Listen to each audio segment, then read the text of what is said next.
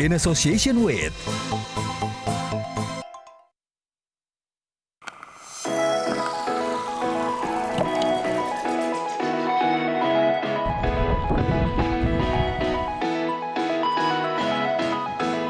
Bintan adalah tempat yang akan memanjakan Anda dengan beragam keindahan alamnya. Perjalanan saya dimulai dengan mengunjungi gurun pasir Telaga Biru yang terletak di Jalan Raya Busung, Kecamatan Tanjung Uban, Kabupaten Bintan, Provinsi Kepulauan Riau. Sebelum memasuki objek wisata, pengunjung diwajibkan untuk menerapkan protokol 3M seperti menggunakan masker, mencuci tangan, dan menjaga jarak. Terik matahari, birunya langit, bersanding dengan hamparan pasir putih membuat saya seakan berada di Timur Tengah. Jauh sebelum gurun pasir ini dimanfaatkan sebagai tempat wisata, tempat ini adalah bekas area penambangan pasir bauksit yang telah mengeras seperti karang. Anda bisa mendaki tiap gunungan pasir untuk bersuah foto dengan latar belakang bukit pasir yang eksotis. Setelah puas bermain di tengah hamparan pasir putih, saya mendaki untuk menikmati pemandangan dari puncak gurun. Tidak perlu khawatir akan terjatuh. Gundukan pasir ini telah mengeras dan ada tali yang dapat Anda gunakan untuk mendaki. Sekarang saya sudah sampai di atas nih, di atas puncak. Nah, kelihatan kan? Di sebelah sini ada birunya telaga air, tapi di sisi kiri saya ini udah ada gundukan pasir kayak di Timur Tengah, tapi ini di Indonesia. Nah, kalau kita geser ke sini nih, kelihatan kan? Ada birunya telaga air. Nah, keren banget kan? Terus menyatu dengan gundukan-gundukan pasir yang keren banget. Setelah menikmati keindahan di puncak gurun, sekarang saya ingin menikmati jernihnya telaga air. Puluhan tahun terbengkalai, bekas tambang pasir bauksit ini membentuk karya indah alami bak oase. Birunya air telaga cukup menenangkan pikiran dan dapat dinikmati sambil bersantai.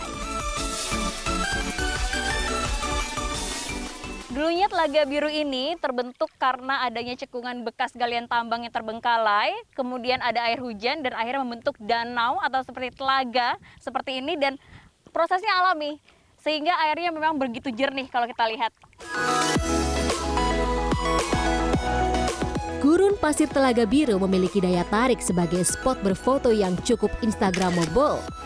Namun, penggunaan alam sebagai sarana rekreasi dan hiburan juga perlu diimbangi dengan tanggung jawab bersama untuk menjaga dan tidak merusak fasilitas objek wisata. Tidak hanya menjadi sentra penyebaran agama Islam, Pulau Bintan juga menjadi pusat peribadatan Buddha di kawasan Asia Tenggara. Arsitektur megah layaknya tembok Cina langsung menyambut saya saat tiba di komplek Vihara Siti Garba Bodhisattva atau yang lebih dikenal dengan nama Vihara Patung Seribu.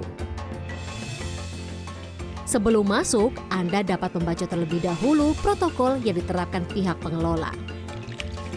Pertama-tama, saya mencuci tangan dan tetap menerapkan protokol 3M.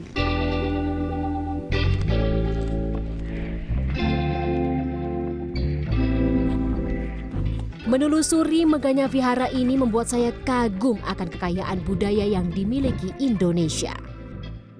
Ternyata tak perlu jauh-jauh, cukup di Indonesia aja saya dapat berwisata bak di negeri tirai bambu.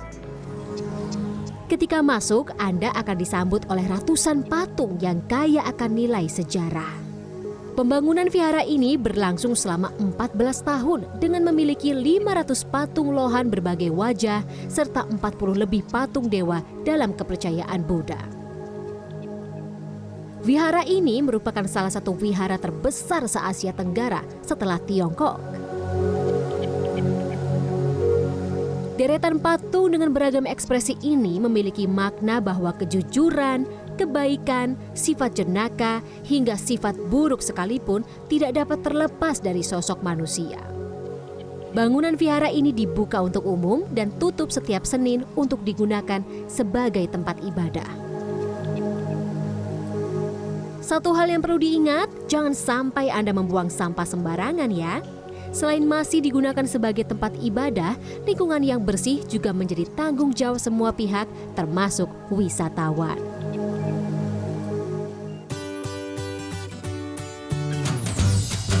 Perjalanan saya selanjutnya adalah Spa Terapung yang berdiri di tengah hutan bakau.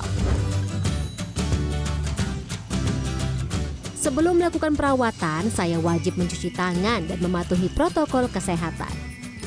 Saya cukup menunjukkan bukti pemesanan serta mengecek suhu tubuh.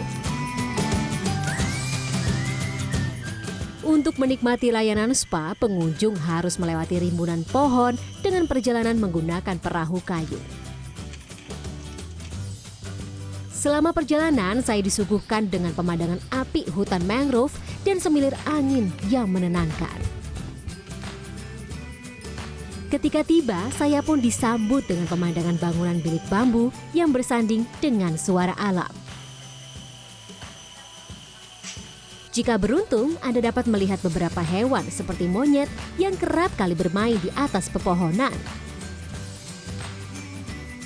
Spa ini adalah satu-satunya spa terapung yang ada di Bintan dan beroperasi sejak tahun 2005. Setiap terapis wajib mengenakan masker dan mencuci tangan untuk menjaga kenyamanan serta keamanan pengunjung selama melakukan perawatan. Ruangan spa juga dilengkapi dengan jendela terbuka yang akan memberikan kesejukan.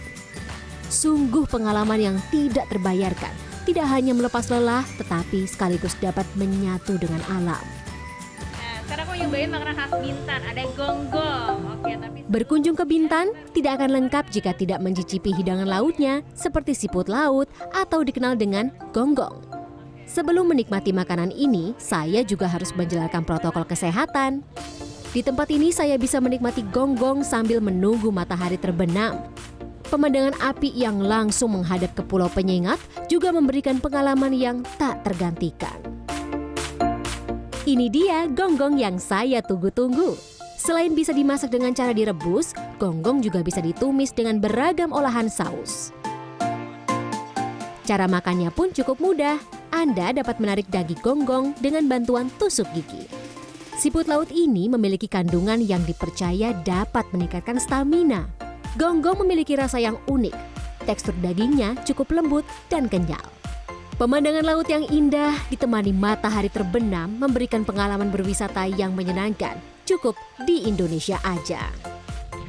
Kini objek wisata di Pulau Bintan telah aman untuk kembali dikunjungi dan siap menyambut wisatawan untuk berlibur. Vinanda Rahma, Himawan Amri, Bintan, Kepulauan Riau.